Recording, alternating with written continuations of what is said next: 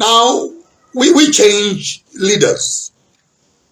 But in the midst of changing leaders, we forget to change the system. We forget to change the system.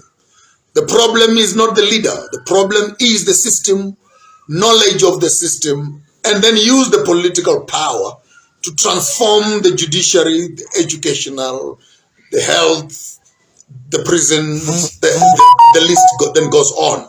To say, when you say you are an African government, which part of you is African? Which part of you is African?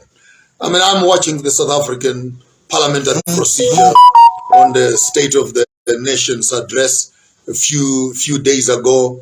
And what I see there is a system, Section 19, Section 14B, the rules of the court, the rules of engagement. Our constitution says, and I'm looking at half, if not three-quarters of that audience sitting there listening to this debate.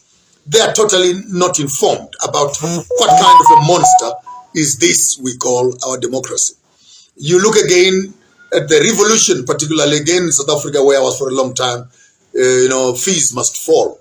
The educational revolution that happened at most of the universities, not all the universities in South Africa, where students were saying, we want free education, fees must fall. Yes, fees must fall. A beautiful campaign that was run by the South African students. But the danger of running a fees must fall.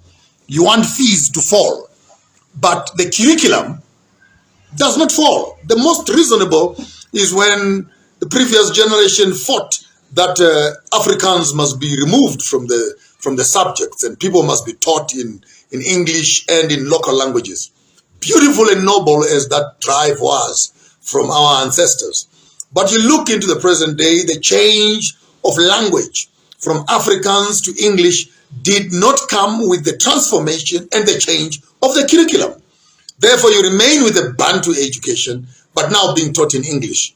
You remain with the colonial education system, but it's only that you have changed the language. But the content of the subjects, the content and the impetus, the ethos, the core of the subjects themselves, core of the education process remains as a colonial system altogether.